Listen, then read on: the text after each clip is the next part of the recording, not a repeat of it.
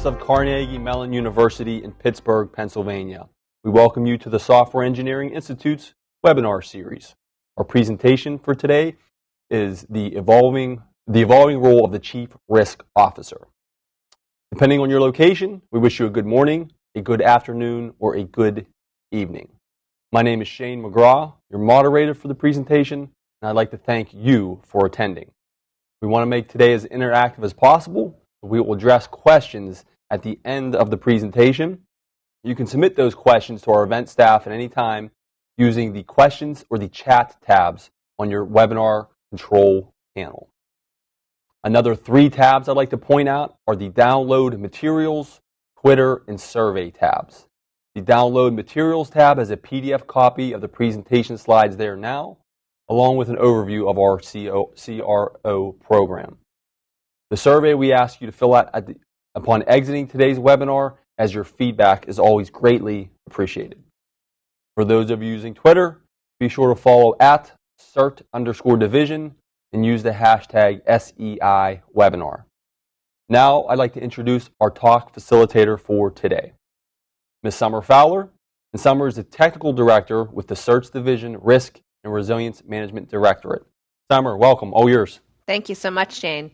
Yes, good afternoon from sunny Pittsburgh, Pennsylvania. Thank you so much for joining us on this webinar to announce and discuss an exciting new program that we have here at Carnegie Mellon University. At Carnegie Mellon Software Engineering Institute, we work closely with both public and private organizations, and they're constantly faced with hurdles that inhibit their ability to successfully implement a fully integrated risk management program. There are a wide range of risks to businesses and organizations, such as market, regulatory, financial, and now cyber risk. Realized risks in recent years have revealed the need for a dedicated executive or a chief risk officer to oversee these risk management activities. However, organizations are finding it difficult to find professionals that have a broad and independent view of the organization, can be a strategic thinker, and also the ability to anticipate potential disruptions and to influence decision-making. Even more elusive is a professional with experience and an academic credential in this space. So today our webinar is going to talk about getting that academic credential through this program. To support the growth and development of the Chief Risk Officer role, the CERT Division has partnered with Carnegie Mellon University's Heinz College of Policy and Information Systems and its Risk and Regulatory Services Innovation Center to develop the Chief Risk Officer Certificate Program to provide domain leaders with the latest skills and practices in enterprise risk management. The focus of the new program, which launches this fall, the fall of 2017, is on what CROs need to know to thrive in their jobs, including how to interact with executive leadership and how to analyze and dispose of enterprise risks. So to discuss more about the role of the CRO, we have a couple of experts with us today. We've asked Brian Schwartz of PricewaterhouseCoopers to join us. Brian is a partner with PwC and leads the firm's risk management and compliance solutions for risk assurance in the U.S. He is also PwC's national leader for GRC technology enablement. Brian drives PwC's annual risk management study, Risk in Review, which explores trends in how boards and the C-suite manage and monitor key business risks in relation to their strategy. Brian's a frequent speaker at national risk, compliance, and audit conferences and has authored articles on risk management concepts. He holds the following professional certifications: Certification in Risk Management Assurance, Certified Risk Professional, Certified Bank Auditor, and Certified Financial Services Auditor. Brian has earned his MBA and bachelor's degree in finance. So we really welcome you and thank you for taking your time. So thanks for joining us, Brian. Hey, thanks for having me here, Summer. Appreciate the introduction. I spend a lot of my time these days speaking to chief risk officers and board members, helping them to sort of take their risk management efforts to the next level. So I'm excited to share insights today with you. Great, thanks. So we have a series of questions, but again, as Shane had noted at the beginning, we definitely want people on the webinar to interact with us. So if you have questions throughout any of the discussions that we have, send them in the chat window and we will respond. So Brian, why is the topic of risk management such a big focus for companies today? So where should I start with that one? PwC does an annual global CEO survey for the chief executive officers globally across industries and sectors. And what it has pointed to the last couple of years is that there's actually, CEOs feel there's more risk out there even compared to opportunities. And that's not to say there aren't great opportunities, but it speaks volumes around the amount of risk that companies are dealing with today. If you think about risks in certain categories, you think about cyber and broader IT risk, you think about compliance risk, you think about financial, you think about strategic and operational risk. Risk is coming at companies from all directions, both around the company and inside the four walls operationally of the company. So companies need to take risk management extremely seriously today, build up the programs, have the right folks within the company driving risk management, and that's why it's such a big topic. Quite frankly, today, unlike 5 years ago, having risk management, having people in the company who focus on risk management is really table stakes. Stakeholders like regulators and board members and other third parties expect certain things to be done from a risk management standpoint. That's why it's a topic in the boardrooms. Great. And because of that topic and because of the need for this, we've seen the emergence of this role of a chief risk officer. Can you tell me a little bit more about what the role is, what the responsibilities are? I sure can. I'm actually going to use a slide or two as well. So you see the slide on your screen as you're watching the webinar. So we could spend hours talking about the roles of a CRO because they're executives who do a lot. But let me sort of encapsulate 5 points that capture a lot of the things they do today. And I wanted to show you the slide that you have on the screen to think about what a risk management program looks and feels like. This is PwC's way of thinking about it, but this is one of many ways to think about it. Let me just take you down from top to bottom very quickly and then relate a CRO's role to this type of program. You start at the top of the house, and you have really where the risk strategy is set. So are you going to accept risk, eliminate risk, transfer risk, mitigate risk, or all the above? So you have to understand the strategy around dealing with risk. You have to have governance set, which are really the roles and responsibilities, including a CRO, the board, and the like, that have to actually deal with risk. You have your culture, specifically risk culture, being set at this point in the program. So the behaviors you expect employees to take when actually making risk decisions. Move down from that top, the whole middle section, this is really at the heart of the risk management process. This is where you would identify your key business risks, where you would actually prioritize and assess those risks. It's where you would actually mitigate and control those risks and certainly report out on how you're doing against those risks. Move to the bottom of the slide. It's really the supporting tools and infrastructure around risk management. So you have to have a risk universe and taxonomy that makes sense for your company. You have to have key risk indicators that track and monitor your progress against key business risks. You have to have tools and technologies supporting and surrounding your risk process. So if you think about this as sort of the backdrop for what CROs have to deal with, it's a lot. So let me talk about the roles. So role number one is really to actually develop and push out that type of risk management framework to the companies around the first line, the business, the second line, the independent risk and compliance functions, and the third line, the internal audit effort. So it's across the entire organization. So they have to develop and push it out. So that's sort of number one. Number two is around effectively challenging the business. Let me talk about that for a moment. This is a very critical role that a CRO has. So when the business in the first line or the front line's making decisions to push out new products and services, to move into new geographies, to decide that they have top 3 key business risks under control, the CRO has to effectively challenge those decisions as sort of a gut check for the company. And that's a difficult task to do. You have to know as much as the business does to effectively challenge them in the right manner. So that's sort of number two, the effective challenge role. Number three is really around balancing the company between what I'll call risk resiliency and risk agility. In other words, resiliency is obviously the extent to which the company can isolate and recover from disruptions or risk events, where risk agility is more towards how does the risk management program adjust, flex itself, or bend to changes in the business model of the company so it stays relevant. So the CRO really helps the board and helps the C-suite balance between risk agility and risk resiliency. So that would be role number three as a broad category. Number four is really around helping the company set the risk appetite framework. So let me just step back from that just for a second. Every company has a risk capacity, which is really the risk they can take on before the company actually gets hurt.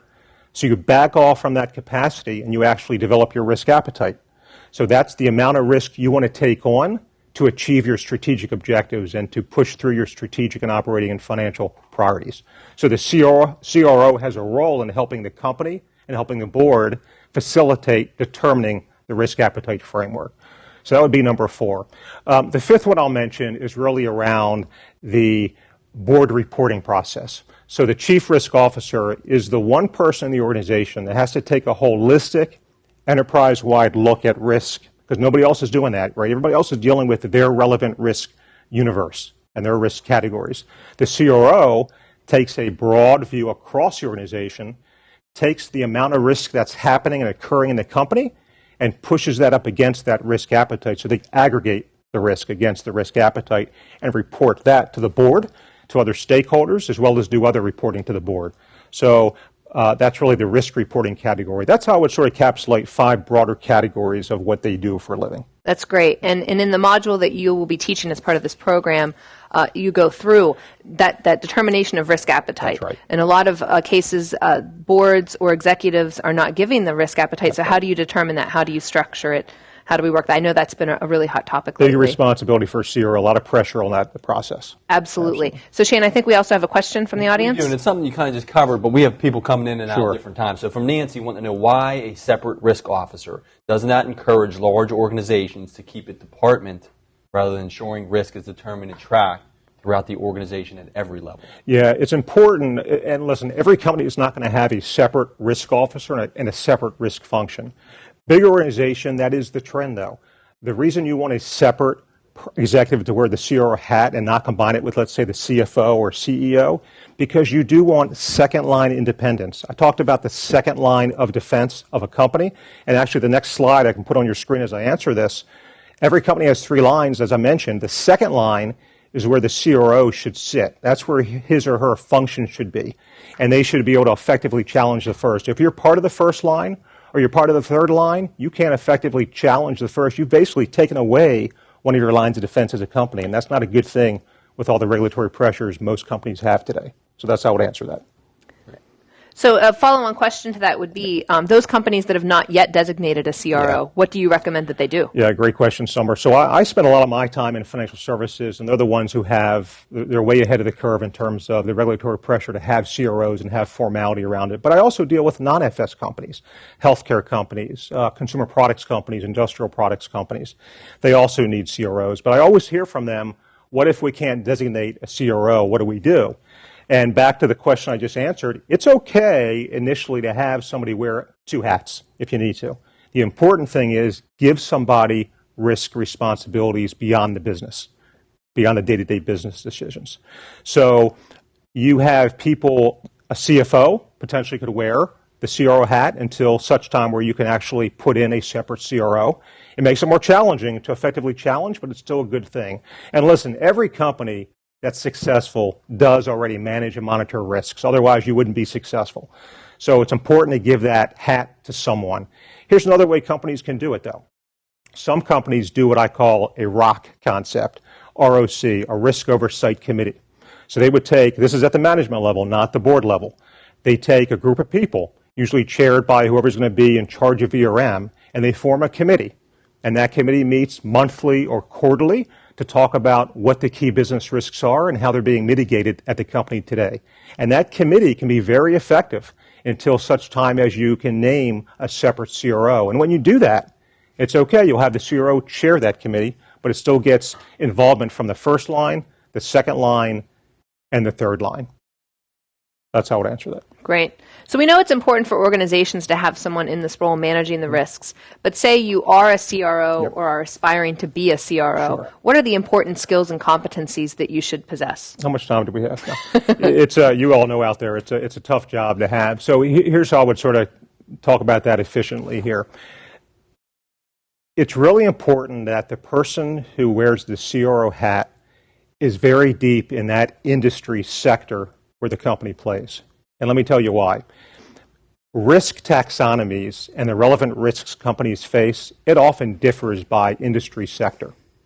Okay, some are universal, like cyber, but often some are very industry specific. So that CRO skill and competency needs to include depth in that industry and that sector. That's sort of number one.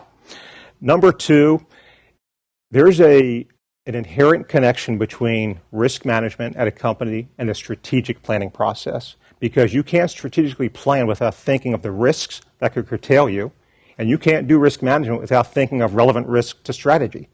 So another skill would be making sure that person is deep in the company's strategic priorities, so you can make that alignment and that connection. So that's number two. Number three, I would say, is having the credibility to what we talked about before, effectively challenging a business. You've got to have credibility in the sector. You've got to have credibility in risk management concepts to sit across the table from a colleague, someone who doesn't report to you, and challenge their decision process. Not to be critical, but to be helpful for the company. You've got to have credibility as a competency.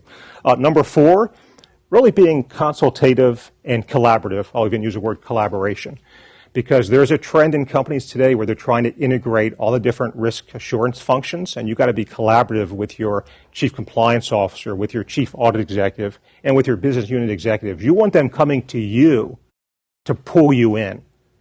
That's a two-way street. You've got to be collaborative with those people. And then the fourth and final one I'll mention is really having superior communication skills. Listen, the CRO is going to find themselves in front of the board probably more than they want to find themselves in front of the board, because that's one of the jobs to keep the board informed. You've got to have very succinct communication skills to report what you need to in the time of a board meeting. And I'll put communication slash, I'll put one more in, which really is influence skills, because you're trying to influence the decisions that business unit executives are making when you don't have reporting relationships necessarily with that person or with those people. You've got to influence them to potentially change a decision they're sort of set on making within their mind. That's great. And I do know that as part of the program, like we have a Chief Information Security Officer program, we really stress the importance of communication. Sure. And not only teach the students who are there how to communicate, but what to communicate, how to craft the message. So the program itself really goes through those details, so it's great. We have a question from Pam. Where does this CRO function roll into an organization? Compliance, audit, or somewhere else, especially in the case you were not able to designate independent authority? Yeah, great question, and one I spend a lot of time talking at boards about, because unless you have a separate and distinct CRO role and a CRO type function that sits independently in the second line, we typically see those CROs reporting directly to the chief executive officer from an administrative standpoint, but also having some functional reporting directly to the board. Whether the board has a risk committee or audit committee, it's important that they have access to the board that's really clear and concise. When you don't have a separate CRO and you have, let's say, a chief compliance officer type role and a chief audit executive type role, oftentimes a risk management person or group can report up to them. Not ideal, but again, you want that smooth path to the board. But you can be under a CCO, a chief compliance officer, if you need to. You can even be under a chief audit executive, as long as he or she gives you access to the board. A lot of companies, this thing is born in the third line under the audit function, and then ultimately gets its own life and moves to the second line. So there are numerous reporting lines you can take. The most important thing is get risk management up and running. Great. Another question from one of our guests. You mentioned a risk event. Once a risk is realized, it's no longer a risk. Two-part question. What do you call it after it's no longer a risk? And two, does that risk event then leave the CRO's sphere of control? So every flip side of risk is going to be opportunity. So every opportunity a company takes to push forward and move itself forward strategically or operationally or financially, the flip side of the opportunity is going to be a risk. So the CRO gets involved at the point of an opportunity to say, what's the downside? So they can play defense, but also help the business play offense by pushing something forward. Once the CRO does an evaluation and effectively challenges, let's say, the first line and determines that the first line is making a risk-adjusted or risk-informed decision, they would typically back off from the day-to-day, but then track it enough to report it to the board. They'll track it through key risk indicators or something of that nature that affects that decision and where it impacts, let's say, a risk and strategy, and reports it periodically. But what you can't do as a CRO is take over the responsibility to manage and monitor risks. That takes you out of the second line and it defeats the purpose of a CRO. You put the ownership and accountability back in the first line and just monitor through conversations and KRIs. Great.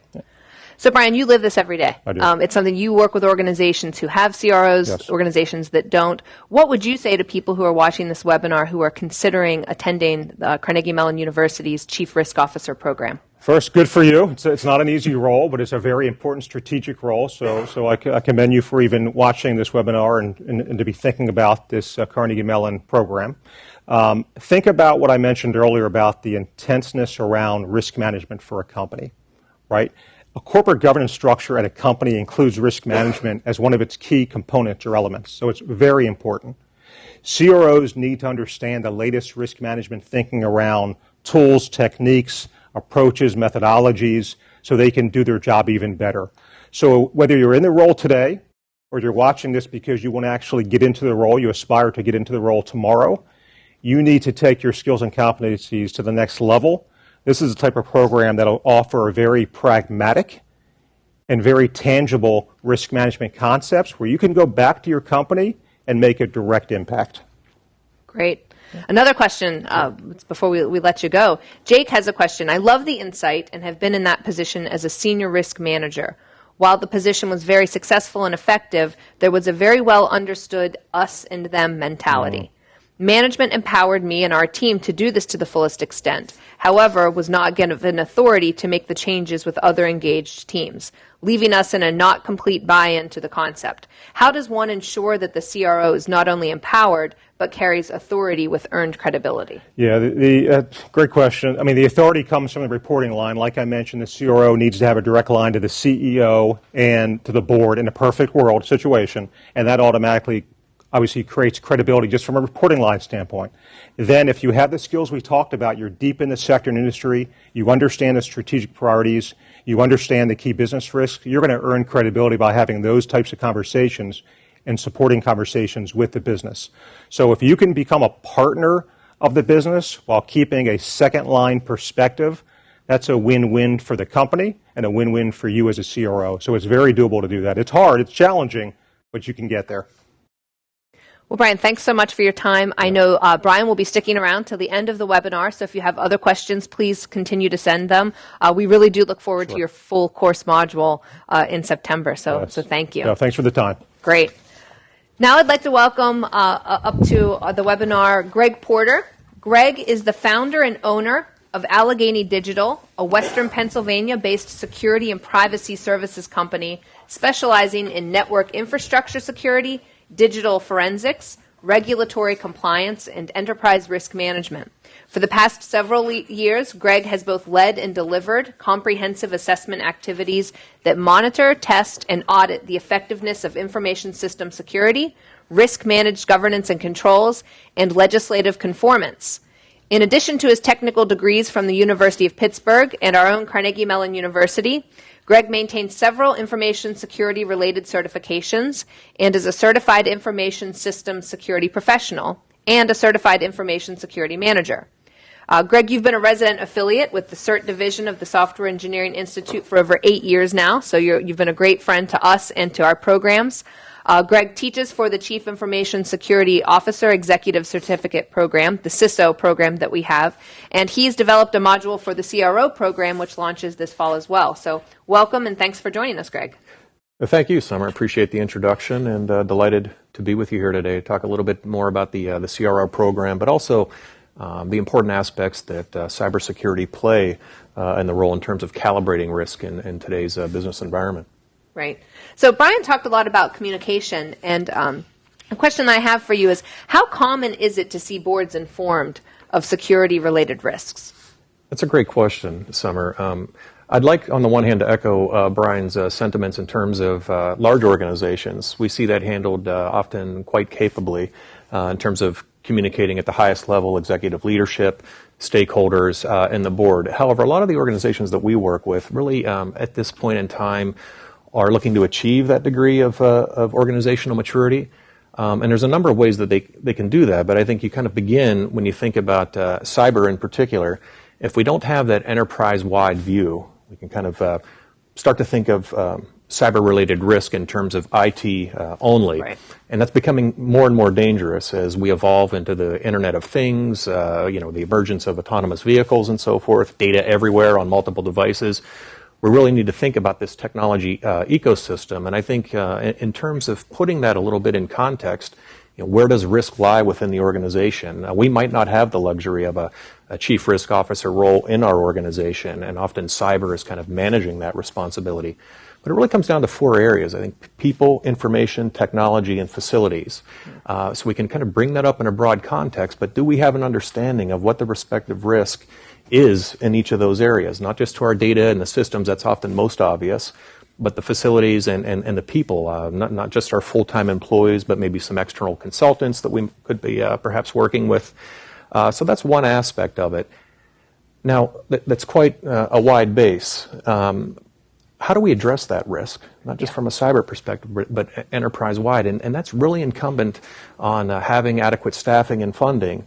Now, sometimes a disconnect may arise. If we don't have sufficient communication with our board, right, and we're actually demonstrating things that were mentioned prior, the ability to adapt with our business environment, agility to move and not kind of remain static, that funding and that awareness starts at the board level. We think of this notion of beginning from the top down.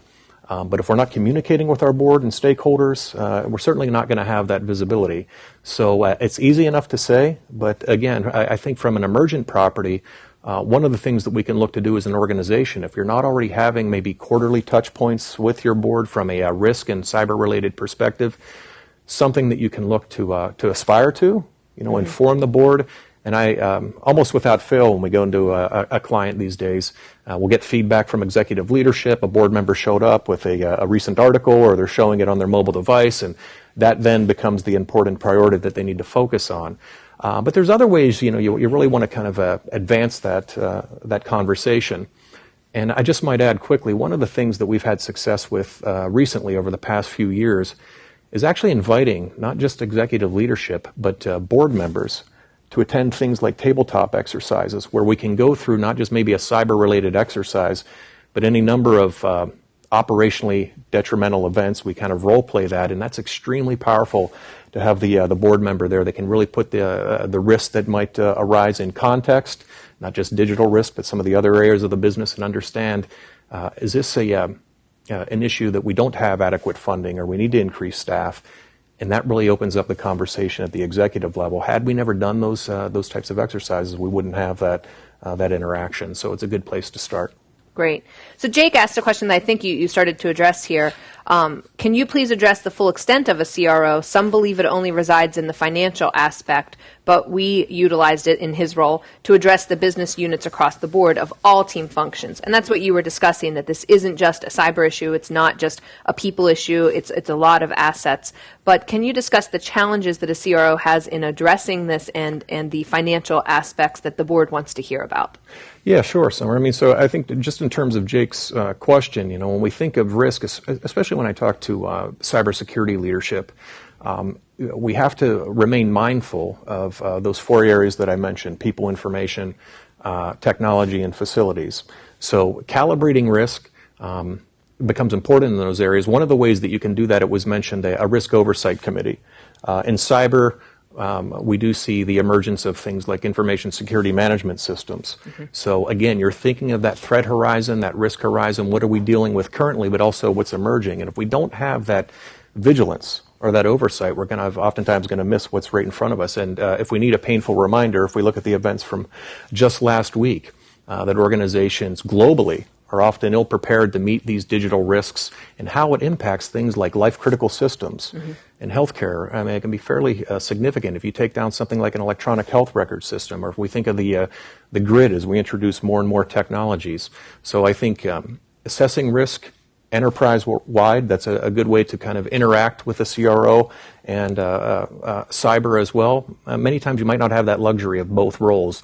What we often see is somebody like an information security officer, for example, trying to understand what those risks are and then conveying those to executive leadership and the board. Right.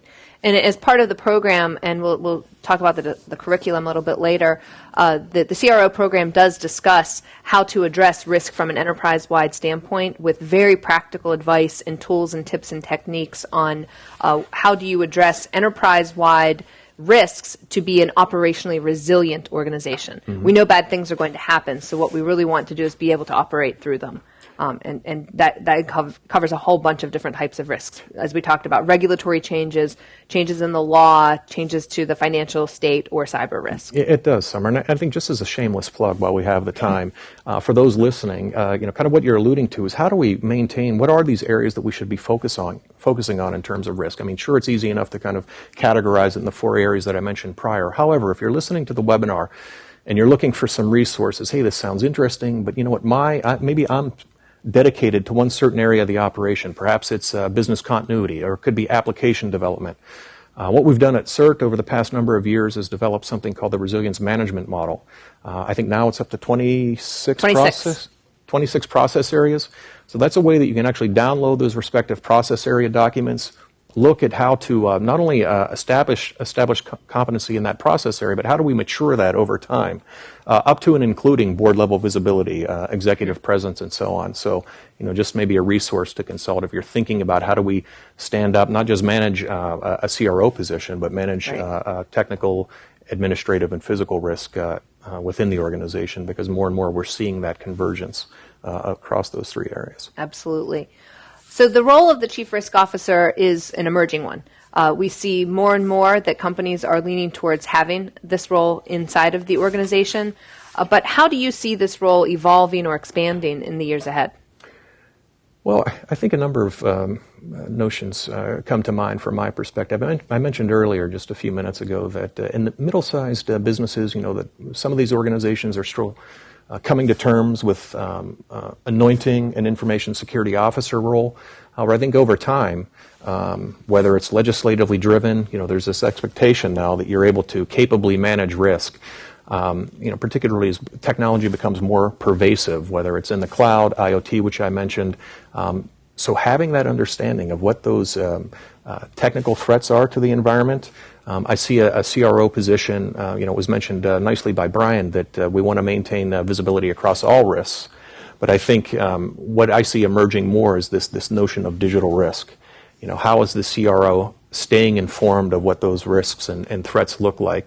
Naturally, it's collaboratively working with somebody like an information security officer, but in absence of that, we want to have that skill set somewhere within the organization, whether we own it as a CRO ourselves, or whether we're perhaps delegating that to other members of the team. How are we getting that input in terms of what that threat landscape looks like and how we're managing and accounting for that risk?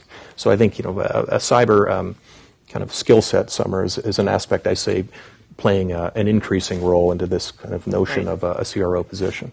So speaking of that, you and Brian have both spoken about how important it is for a chief risk officer to be collaborative. Part of that is that a chief risk officer can't do it all by him or herself. And so information sharing becomes a really important element of the chief risk officer role. There are organizations called ISACs, Information Sharing and Analysis Centers, or ISAOs, that are now coming out based on executive orders from the president. What value can a chief risk officer obtain from being a part of an ISAC or participating in one of these organizations? Yeah, it's a very good question, Summer. In fact, we often ask our clients when we go in there to do assessments, are they participating in their vertical ISAC, maybe if it's education or healthcare, for example, and so forth. And many times they're not. So these information sharing and analysis centers are becoming more and more important in terms of the quickness and the swiftness with which technical threats are materializing in the environment. So the way the ISACs, one of the roles that they can play is really using this herd mentality. What are the sensors? And I like to think of all the employees who work for an organization or work in an industry. They're really the frontline risk managers. They see risks and emerging threats. An ISAC is a wonderful mechanism to communicate maybe that initial indicator, that suspicious event, and then that can get deployed and communicated to other members of that respective ISAC. So it's not just an excellent resource from a cyber perspective, but from a general risk management perspective. If I'm trying to maintain contact and understand what my threat theater looks like, something like an ISAC really plays an instrumental role in doing that. And this gives rise, the ISAC does, to this notion of threat intelligence as well. Yeah. So the ISAC can play a role in that, but there are certainly other private sector organizations that can provide that type of instrumentation, if you will, to kind of feed and inform your risk management processes. Great. So you've mentioned cyber a couple of times, which is near and dear to my heart. The NIST cybersecurity framework was mentioned in the most recent, the presidential executive order that dropped last week. So hot off the press, we have this order from the president saying that organizations should be using the NIST cybersecurity framework.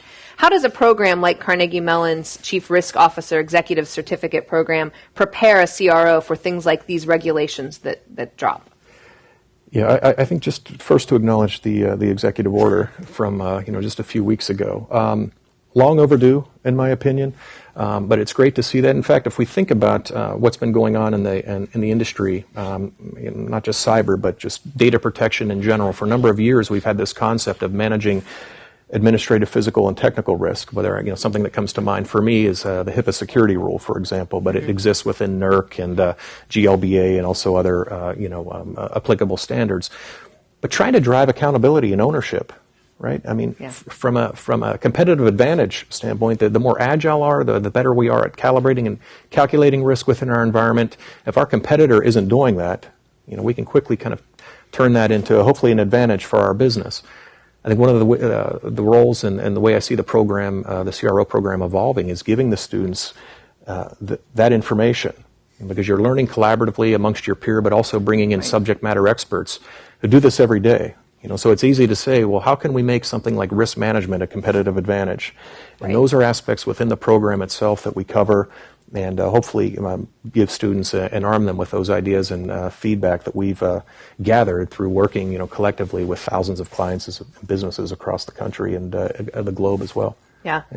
So in addition to the NIST cybersecurity framework, what other related risk management frameworks do you see being utilized? Sure, Summer. So I think just to go back on the NIST framework, if nothing else, if you're looking for a good place to start, you'll see that risk instrumentation is built into the NIST framework intentionally. It wants you to understand, hey, are we doing appropriate risk analysis? Once we identify the risk, are we managing it? I mentioned earlier something like an information security management system.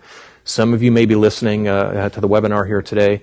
The International Organization for Standardization, ISO 27001. It's an excellent standard for a number of reasons.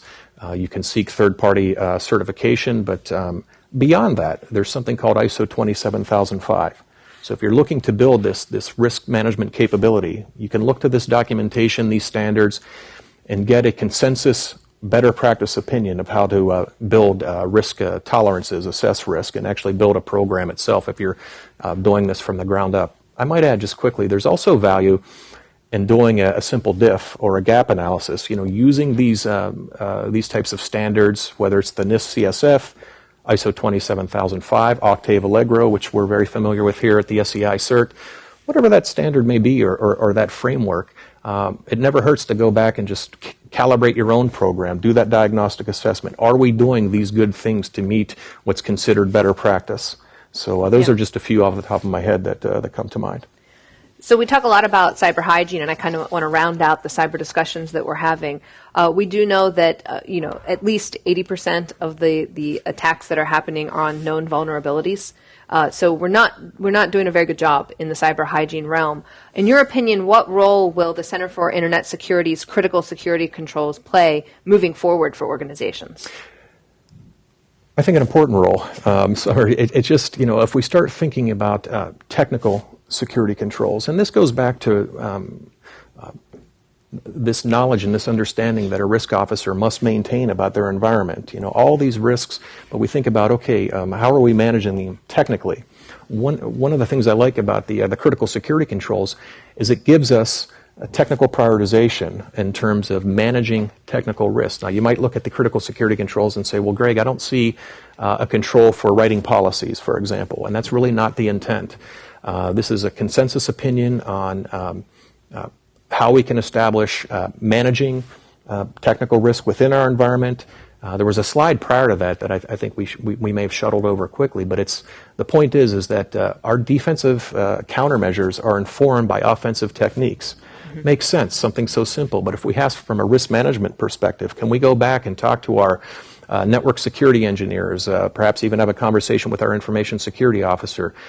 What controls have we deployed across things like asset management, patching, incident response, data protection, and do they align with what's considered better practice? So something like the critical security controls, I think, is an excellent benchmark for doing just that, Summer. And I might just add what we're also seeing and what we're attempting to convey here on this particular slide is that now Senator Kamala Harris, but when she was the Attorney General for the state of California, they came out annually with their data breach report. And I think it's hopefully an interesting indicator that for those of us listening, we can ask ourselves within our own organization, are we doing these things? And really what Ms. Harris came out and stated in that report is that what is reasonable and appropriate care when it comes to cybersecurity and by extrapolation risk management?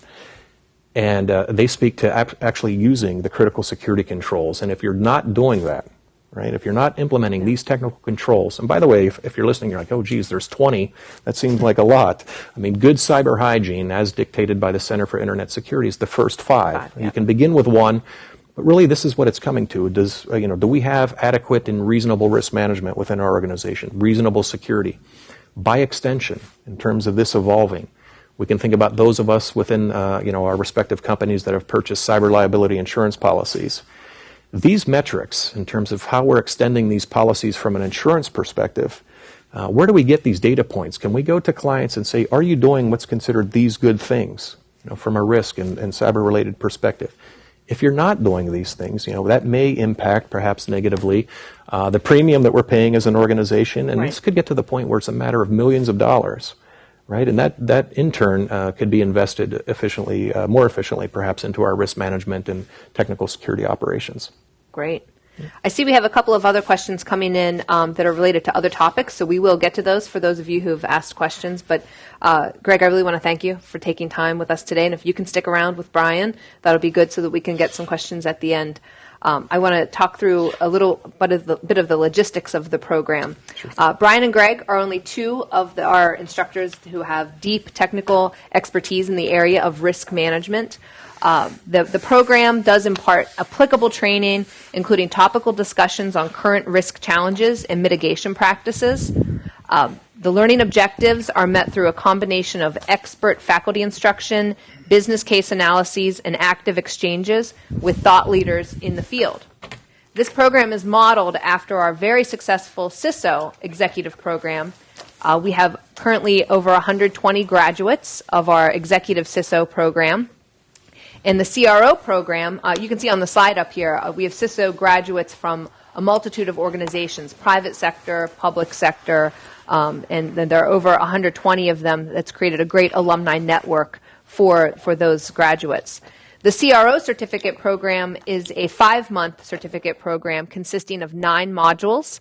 4 of those modules will be here at our Pittsburgh campus, and 5 of the modules will be via synchronous distance technology, meaning you can be taking these classes from anywhere in the world as long as you have a good internet connection. The curriculum is robust.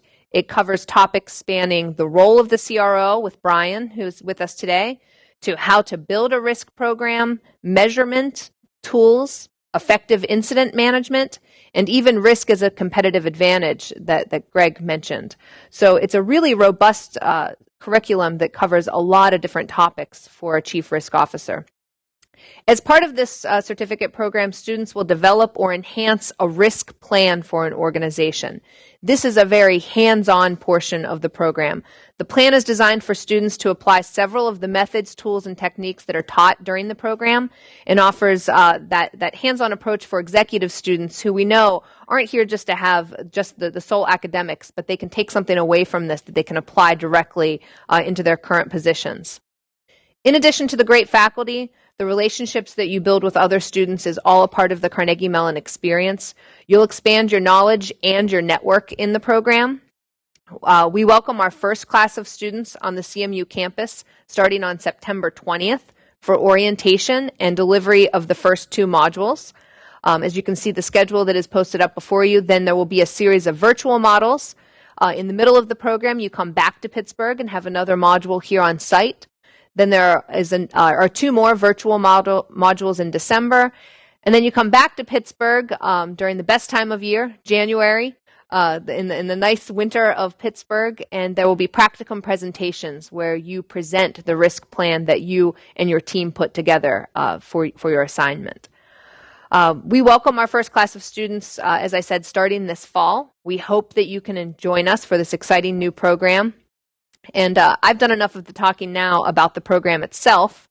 I'd like to open up the line for any of the questions from attendees. I know we have a couple that are already in the queue, but feel free to submit your questions now. And I'm going to turn that back over for some of the answers to Brian and Greg. So a question from Pam. Does the program cover quantifying financial impact of various types of risk through proven algorithms? So can you discuss some of this, Brian, and what may be in parts of your curriculum? Sure. We will certainly, when we do the developing of the risk management plans, the actual projects that the students will work on, we're going to actually, part of that will be doing a full-blown risk assessment. And with any risk assessment, you're looking at likelihood, impact, velocity. So the impact piece will hit financial, strategic, and operational impact. And the financial impact, we can talk about some of the techniques used by companies that get more quantifiable within an impact analysis, but we'll do qualitative as well. So it'll be in there among other things as well. Fantastic. And Shane, I know you have another question. A couple of questions in the queue here, but before we get to that question, we also had a number of questions people asking about a replay. If a replay will be available of this talk, and that will be available by this evening or at the latest by tomorrow morning.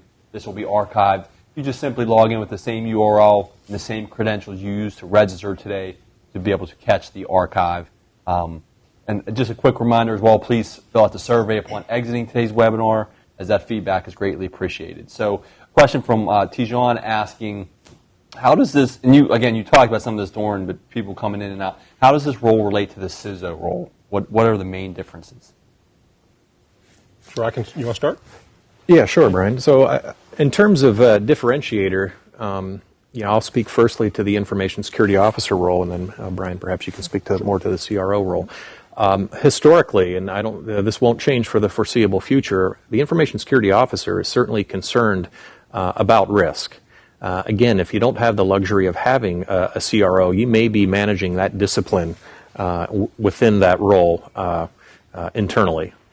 However, there's an important distinction, as particularly when we think of large organizations, global distributed organizations, is that risk is not just pertain to administrative, physical, and technical risk that we often think about when it comes to cybersecurity.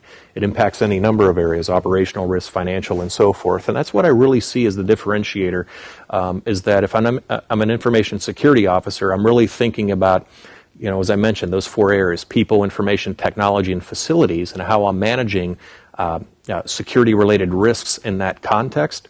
But when I start to broaden out beyond that, not that we don't consider financial risks and so forth, but if I have the luxury of having the capability of a CRO on board, I'm really going to collaboratively work with them, to better understand and lend context to that type of evaluation. Yeah, just to add on to one thing Greg just said is that we are seeing a trend. So in PwC's most recent risk review survey and study, we saw a very clear trend that shows the CISO reporting lines are shifting. So instead of only going to the CIO or CTO, we're actually seeing in certain sectors the CISO rolling up to the CRO, or at a minimum going along with the CRO to the board to present the risk management state, if you will, because cyber is such an important part of that. So we are seeing the shifting trends of CISOs and CROs becoming a lot closer, which I think is a good thing. I would agree, Brian. Again, I like to think that this notion is it very much should be a collaborative process, ideal scenario, that you're working hand in hand with these risk officers to establish the appropriate framework for establishing risk tolerances, how we evaluate risk, and how we manage it over time. Another one, Summer, before I turn it back to you, just asking about ROI of having a CRO role. Is there documented ROI? Yeah, I get asked that a lot by boards. Before we fund a CRO and a risk management function in the second line, what's the ROI? It's hard to measure the ROI of risk avoidance. So by having a second line and by having a CRO when he or she is fully immersed in the strategy and the risk management techniques they should use, you can dodge a lot of bullets. Right? Risk is nonstop. It's not an if, it's a when. You get hit with a disruption or a risk event. And when you have a CRO who actually has a well thought out process around isolating that risk, hopefully preventing it, but isolating the risk and recovering quickly from it, you can't, it's almost invaluable, that type of ROI. So it's not exactly a formula, but it's really around risk avoidance.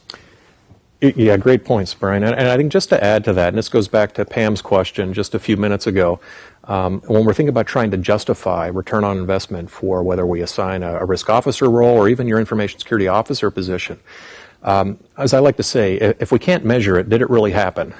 You know, and measurement really becomes key, particularly when we're conveying to the board that we're doing good things.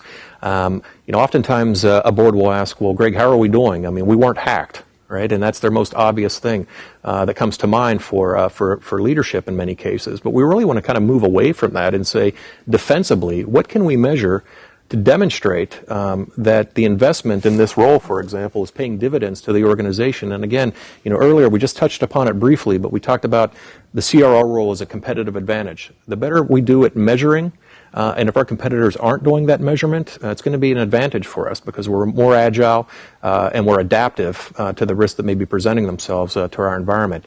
So you might ask just quickly, and I'll add, well, hey, that sounds great, Greg. You're talking about measurement, but where do I go for guidance in terms of what I should be measuring? I mentioned the resilience management model. Again, it's free. You can download that documentation. In there, you can search for metrics-based information. There's no shortage of that. And just ask yourself a simple question. Are we measuring these types of outcomes? And lastly, the critical security controls embedded within the CSCs are also aspects of measurement as well. So I would encourage you know, the attendees to start thinking about how they're really demonstrating effective measurement within the context of their CRO or CISO roles. Great point, Greg. Just one other aspect I wanted to mention on the ROI question. I talked very briefly about risk appetite and keeping the company within its risk appetite based on where they're heading strategically. If a CRO is there to help keep within your risk appetite framework, again, invaluable. Because once you pass your risk appetite and you hit your capacity, your company could be done, or it could be hard to recover from that reputation or brand damage. So the ROI, to me, is keeping it within that risk appetite. A CRO-type role helps the company do that. So you mentioned risk appetite. Another question from Steve that just came in saying, how specific are risk appetite statements that are developed? Yeah, great question. And it's all over the board. I'm working with my clients on actually helping them develop a combination of a qualitative statement and a quantitative statement. So you have to determine what's important to the company. So one company might say, my most important measure is how satisfied my customers are. So that's sort of a qualitative risk appetite statement that we will not let our customer satisfaction fall below X. Or another company might have a very financial or quantitative type measurement they want to use around risk appetite that could be liquidity must stay above X or earnings must stay above Y. Or it could be something around regulatory standing. The risk appetite aspects run the gamut, but my encouragement to companies is have a combination of a qualitative and quantitative to really put around the risk appetite framework. Yeah, and Brian, something that we do in the program through both the CISO certificate programs and the CRO certificate program is teach students how to find those risk appetite statements and how to sort of call them out of other parts of the organization. So, for example, if you're part of a publicly owned company, you can go out to the NASDAQ and you can look at things like their 10K filings and you can see the risk factors for the organization so that you are speaking directly in the language of the shareholders and the board itself. If you're privately held, documents such as the strategy, mission, vision statements are great places where you can start if you don't have a quantifiable set of risk appetite statements. Yeah, for sure, Summer. Just to leave it to the cyber guy, you know, to introduce this security aspect to kind of risk calibration and so forth. But if you're going through that process, determining risk appetite, what makes sense for our business, you know, we like to think we're all kind of unique snowflakes as an industry, but the reality is whether you're in finance or healthcare, technology and so forth, we tend to suffer from the same types of threats to our organization. So as we're kind of calibrating and calculating risk, I would encourage you to check out the open threat taxonomy. Again, it's open, it's free. You can look at that as you develop these risk appetite statements. Say, hey, we thought about this within the context of our operations. So, you know, just a resource you can consult to derive those types of statements. So two more questions I have up here that are focused on some things, Greg, that you mentioned. While your focus is on cybersecurity, and that's your area of expertise, you can see on the slide that we have up now, the program is not cybersecurity focused in general. I mean, it goes everything from the role, building that enterprise risk program, leadership and team building. So it focuses on much more than just the cybersecurity angle. But we do have an attendee who's asking, how does this program address managing risks on software projects? Not necessarily just cybersecurity, but on software projects themselves. Well, fair question. I don't believe we have a module on software risk management. I mean, now we'll touch upon aspects of that. We certainly do that in the CISO program, as I shamelessly might add. But if you think about in my module, in incident management, we talk about this interplay between things like software development, incident response, how that connects to business continuity and other resilient services, including controls management and risk management. So, I try to encourage our students not to think in a vacuum because it's their pet rock. Right? Well, I only work in software development. That's really what's important to me, and that's great. And we want you to be armed with the knowledge and be very capable at doing just that. What we also want to convey through the program is this enterprise-wide mindset, that we touched upon. So how does software development impact things like incident response, continuity of operations, controls management? So we'll touch upon those things within the CRO program to try and hopefully break that out as a differentiator, to the gentleman's question. Great.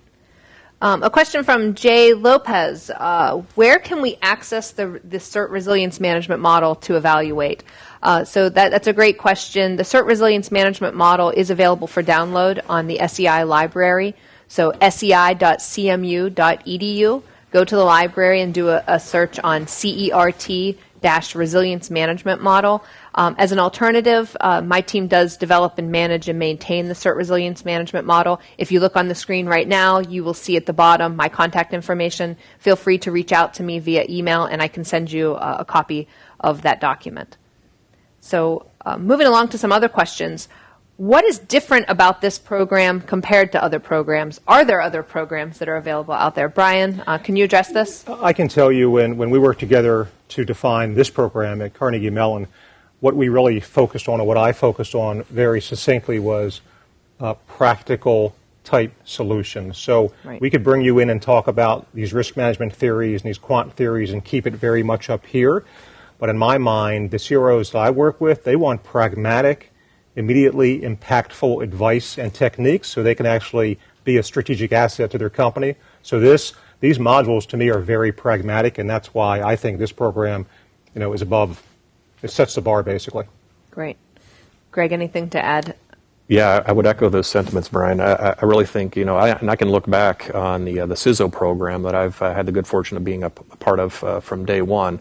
The value of these programs, I think unequivocally, at least in my opinion, is the subject matter experts that you're bringing in to teach the respective modules. I mean, these are people who are, you're removing yourself from an academic environment and talking about practical application. What are the businesses out there today really struggling with? What are the issues? And we've already seen some great questions that the attendees have asked. Well, those are the types of situational conversations that we have during delivery of these programs, whether it's CISO, and I'm confident with the CRO program. It's really tying theory to practice. What makes sense, what can be a differentiator for our business by going through this program that I'll have learned from people working in that respective field every day that I don't get exposure to maybe in my day-to-day role within the organization. Exactly. I think that's a great point. The other students and the friendships and professional networks that are developed from the other students that are in the program is a great part. We've seen that through the CISO program. I think another differentiator for this program is how it is handled as both an on-site activity and available asynchronously via the web, so that you get both the experience of being here on campus at Carnegie Mellon University 3 times, the world-renowned faculty. We have people from PwC, as we've noted. We have other folks from companies like Under Armour, Microsoft, who are instructors. You also have faculty from Carnegie Mellon University in the Tepper School, so our business school that is really highly ranked, and then also here at CERT with the cybersecurity angle. So that's another differentiator to the program that I see, is that it really does work for busy executives, but it also does give you the opportunity to meet face-to-face and work with your team. So can you tell me a little bit more about the practicum project? That's another question we have from the audience. So Greg, you're involved with the CISO program, and we have a practicum project with that. Can you tell the audience a little bit more about that? Yeah, sure thing, Summer. So again, hopefully another differentiator for the program, something unique that we do is that you collaborate with other students going through the program. As Summer had mentioned, the value in having that unique networking opportunity that you're talking to experts working across a multitude of organizations. So what are some of the challenges that they've faced within their organization, and how can it benefit me perhaps in my own practice? One of the ways we do that is through the practicum. So we'll actually take a real-world case study.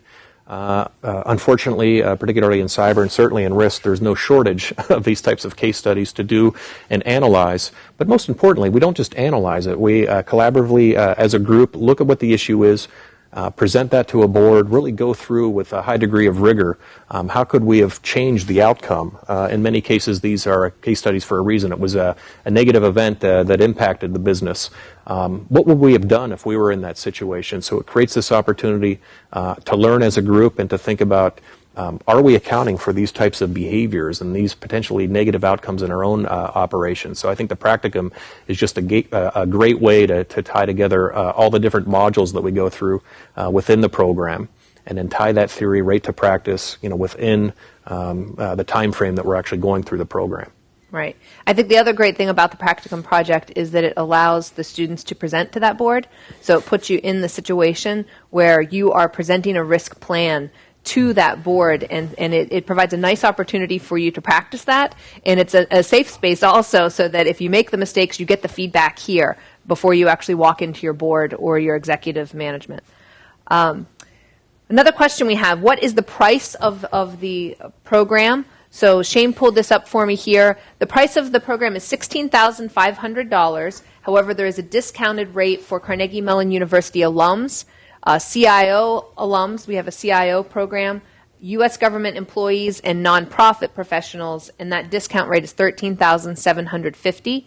You can find out more information on the cost and all of the dates, again, out on the website, which is on the slide in front of you now at the top, or you can search at heinz.cmu.edu for Chief Risk Officer Certificate Program. I would just chime in that there's a maximum of 25 students per class, so that's fantastic. How many urgency. people are expected to be in each cohort is another question that is the next question that came up. So we do expect this fall to have about 12 to 15 students in the cohort. Beyond that, we do cap it. No more than, I think, 24 to 25 students per cohort. So it really gives you the opportunity to have a good learning experience with a low ratio of students to the faculty that you're working with. However, you then also have the opportunity to network with the other people, not only within your cohort, but across the entire alum program. As I've noted in the Chief Information Security Officer program, we now have over 120 alums. We do hold alumni events at various conferences or here on campus. We had an event at RSA that one of our alums actually hosted at his company, and we had about 60 of the alums get together. So that was a really nice opportunity for people who've gone through the program to meet each other. We've had really fantastic networking opportunities, including people who've gotten jobs at other companies because of the people that they've met. So it's a really great experience here at Carnegie Mellon University. I think that's the last question that I had as well. So unless anyone has any more questions for Brian or Greg or myself, we'll wrap up the webinar. You can find more information, as I noted, out at heinz.cmu.edu, searching on the Chief Risk Officer Certificate Program. In the slide deck, you will also see 3 contacts: Dave Ulishny, who is our Transition and Communications Manager; Andy Wasser, who is a dean at the Heinz College, and myself, Summer Fowler. I'm the technical sponsor of this program that is joint, again, with the Heinz program, the CERT Division of the Software Engineering Institute, and the Risk and Regulatory program here that PwC helps us with. So I really want to thank, again, Brian, thank you, and Greg for your time coming in. I'm really excited about having you be a part of this Chief Risk Officer program, and I hope that many of you who've attended sign up, and we look forward to having you be a part of this program as well. Thank you. Okay. Okay, folks, so we're going to give you a few minutes back to your day. And just a reminder, our next webinar will be on June 29th, and the topic will be using agile techniques in government settings. So we'll send out an invite for that as well. Again, thank you for your time today. Have a great day, everyone.